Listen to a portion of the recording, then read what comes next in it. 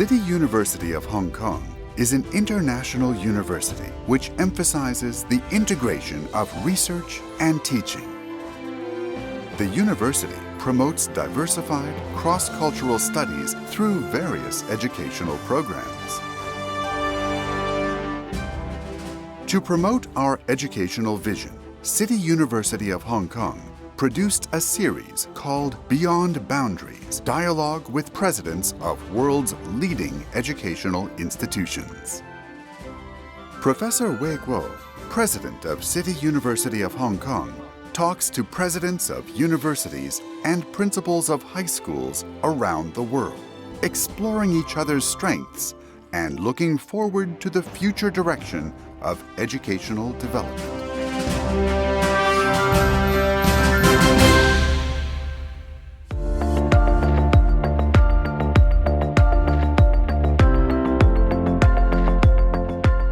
In the Museum of École Polytechnique hangs a portrait of Napoleon I, testament to his connection with the school. During his reign, Napoleon conferred a military status to the school and gave it the motto in 1804, "For the nation, sciences, and glory."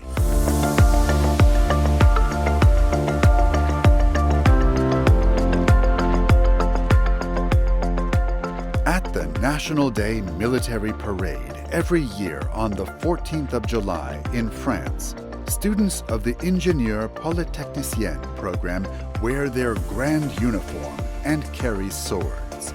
They walk at the front of the parade in a clear display of the school's important status in French history and education. For more than 200 years, École Polytechnique, as the country's top engineering institution, has educated numerous students who later became leaders in France and abroad. Among its alumni are 3 Nobel laureates, 3 French presidents, and an important number of the CEOs of French corporations. For this reason, École Polytechnique is considered a top higher education institution, training France's future leaders. In the 21st century, under the influence of globalization and the American model, higher education in France has also shifted from a model of professional colleges with a traditional fine division of labor to one with large-scale, multidisciplinary institutions.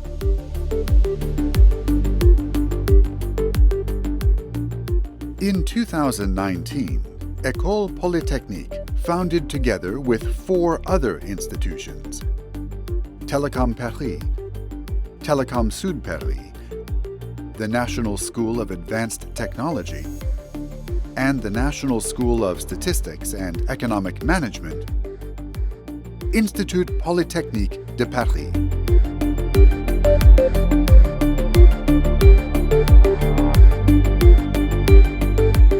The 5 founding institutions have been well known in their respective fields of expertise. The 5 institutions, which form Institut Polytechnique de Paris, keep their names. The institute encompasses 30 laboratories dedicated to different research areas, including the environment and climate, artificial intelligence and data science, mathematics and digital simulation, cybersecurity, robotics, and bioengineering. Today, we are honored to invite President Eric Labbé to share with us his experience and visions of leading École Polytechnique and the integrated and recently founded Institut Polytechnique de Paris.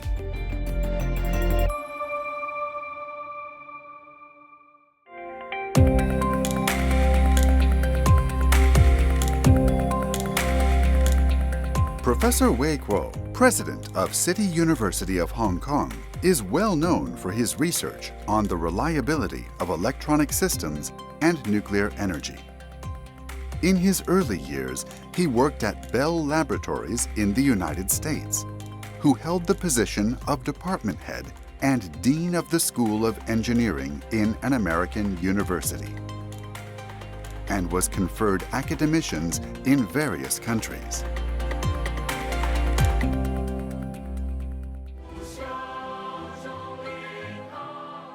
Professor Wei Kuo has served as the president of CityU for more than 10 years. His philosophy of education is summarized in the lyrics of the CityU anthem, which he wrote, "Learn and question beyond boundaries."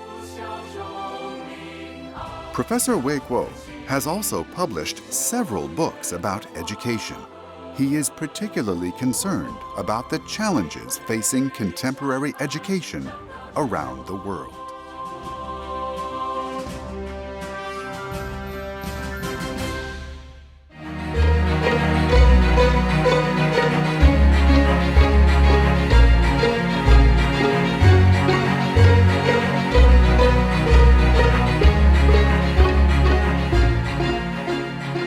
各位朋友，大家好。今天我们很荣幸能够跟一个世界上非常有名的大学 Institut Polytechnique de Paris 校长Professor Labella 做一个交谈，希望从我们交谈中能够了解到高等教育在法国的发展，以及它在世界高等教育上所扮演的角色。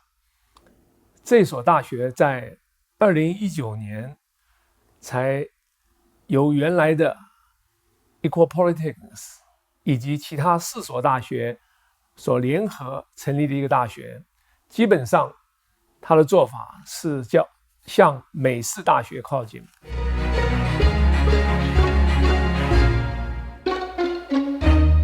President, we are very happy to have the opportunity to carry this conversation. The higher education in France has evolved into a little bit different phase. Traditionally, each school has been relatively small, very focused. But Institute now is making a little bit bigger, but I think it's still very focused. I'm just wondering, what does this mean in terms of higher education development in France? Can you share with some of your opinion and your wisdom with us? Sure. And first, I'm glad to welcome you at École Polytechnique today. I'm glad to have this discussion, just to exchange. We are always also listening to other experiences to continue to improve and to broaden our higher education. But let me give you a few elements on your question, because the French education system has been going through many changes over the past decades, even if it builds on 200 years of history, as you are here at École Polytechnique, founded in 1794. The system has been going through two ways over the last decades. On one side, you had what we call the grandes écoles, which are small schools, very focused, very selective, driving excellence through the education, and basically to get alumni then going through all areas of society, driving businesses, administration, joining the academic group or courses. And you had universities who were doing a mix of things. Some of them were highly selective in medicine, in law, some others a bit less, but they were doing a lot of research also. So providing, continuing to grow the research and get also what we call massification in French, but the growth of number of people getting in higher education, because over the last decades, they had the task of getting hundreds of thousands of people going through higher education. Over the last 10 years, I think people noticed, mainly by opening up the eyes to the rest of the world, that the schools were small, as you were just saying, 2,000 students, 3,000 students, very focused, very selective, but small. And then universities were known for the research, but maybe not enough on a broad scale. So the idea now is to get, both excellence, groups of excellence, more visible, joining great education and great research. I would say the classic, global university, but leveraging some of the French strengths. And therefore, when we look at École Polytechnique and some of the other schools that are here, we decided to join forces and to get more visibility, more scale, while keeping the excellence focus, to grow the research side, and to provide solutions to some of the most difficult problems on Earth.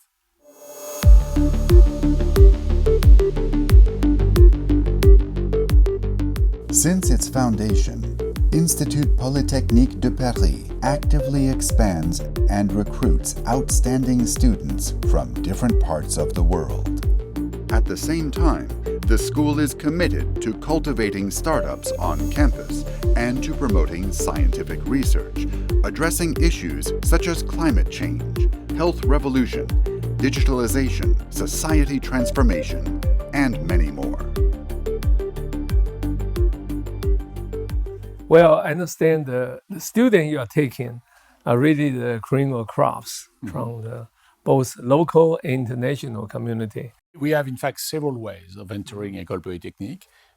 One way is what we call in France the preparatory classes, which is after high school, you get 2 years of intense preparation to the entrance exam to École Polytechnique and the other engineering schools. But now we have opened up also ways for people who have gone to the university first to do a license and then to join École Polytechnique. So we have broadened basically the students, or at least the group of students that can enter Polytechnique. And obviously we have also broadened on the international side, because before we had only foreigners going through the preparatory classes in France. Now we have opened up to university students speaking English a priori. Obviously, they are going to learn a bit of French coming here, but we have a special way of getting them to pass the exam and enter École Polytechnique.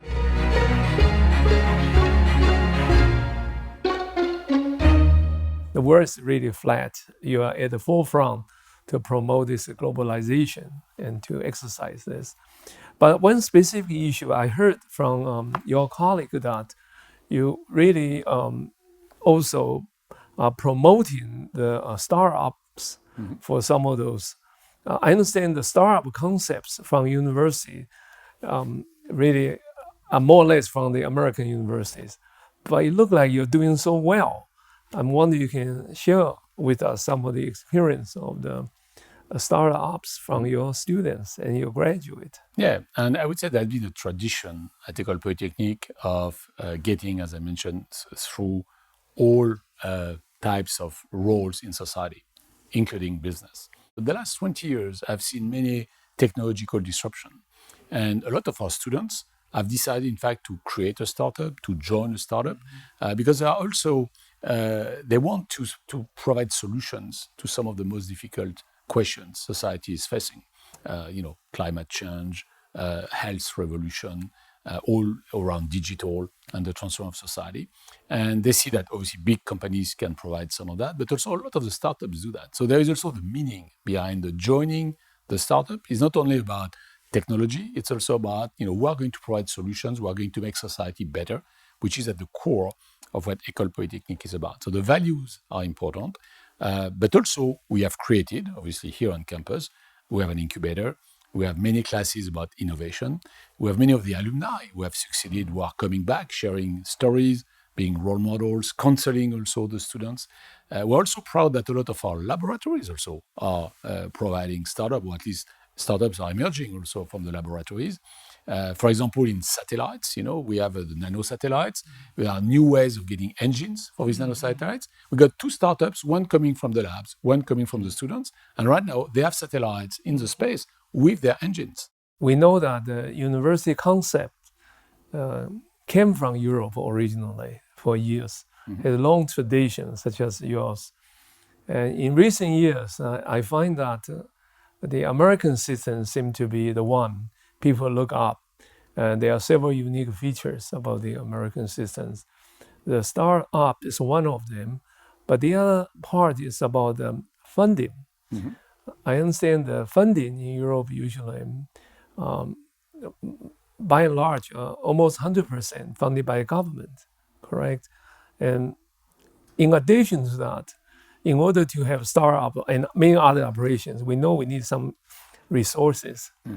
And how are getting those resources from other than government? As you mentioned, that one of the characteristics of the US universities is they have huge funding. Sometimes they ratio 1 to 2, 1 to 4 versus our universities, based on their economic model, based on their alumni, etc., etc. So our challenge, I'm sure, as yours also, is to continue to grow our resources. And I think we need to work on all dimensions. Still, government is one. Obviously, government represents two-thirds of our resources. And this government has been really keen on growing innovation. So they have had projects to be funded on startups, on innovation. There is a France 2030 plan, which has identified 10 technologies where we really want to lead and to innovate. So government is providing a bit of that, from fundamental research to innovation. The other axis is Europe also. So you could say it's government, but it's at the European level, because Europe also wants to create or provide some critical mass. And so we have also a lot of researchers, and we help them get funding on some industrial applications or some research areas from Europe. The third one is going to be companies. So this school and the schools of Institut Polytechnique de Paris have a lot of relationship with companies. It has been historic. Grandes écoles have been close to companies. A lot of alumni also are in these companies. So naturally, they want to, create linkages, benefit from the research, help the research develop, and so on. And the last one is, I would say, purely philanthropy from alumni, from people who want to help us basically develop. I would say this is.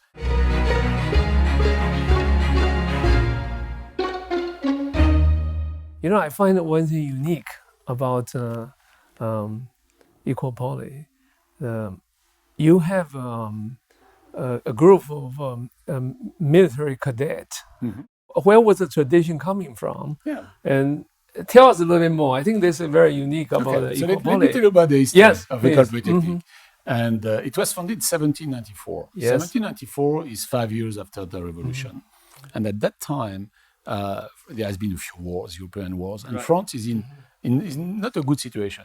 It's stopped, there is no more economic development. And the government at that time asked two professors, two scientific leaders, Gaspard Monge and Fourcroy, to create a school that is going to select the best 300 minds across France, not only in Paris, across France, to get them exposed to the best scientific heads and minds, and to get them to rebuild the country. So the purpose of École Polytechnique and the mission at the beginning is to, through science, get the best young people to rebuild. And so this general interest, I was talking about the values of the school, and these values have been going through the last 200 years.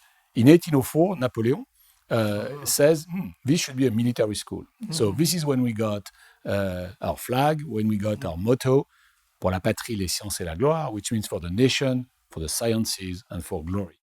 A lot of people who are going to the military also.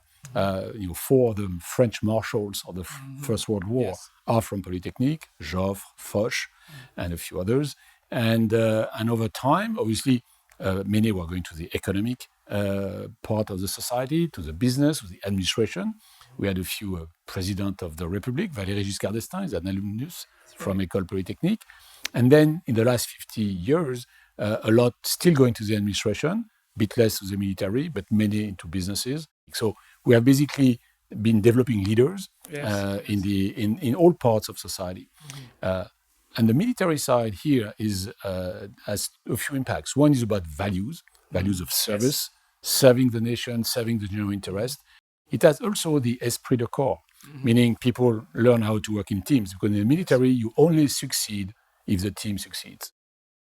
各位朋友，我们今天非常荣幸，跟 Institut Polytechnique de Paris 校长 President Labella 交谈。我相信我们大家受益良多。这是一所大学，它有很好的 tradition， 它包括它有这个军事训练，让大家能够更有 discipline。它有很新潮的思想，他认为我们要有一个重要的眼光，在我们发展大学，不但是要着眼于今天，而且要注重到未来。它5所大学集合之后，它也只有8000个学生，所以这就印证了我所说的小即是美。I mentioned small is beautiful. It makes this university of more relevance to the societal need. This is one of the best universities in the whole world. Once again, thank you again, Thank President. you. Thank you. It's a good educational for us and for me.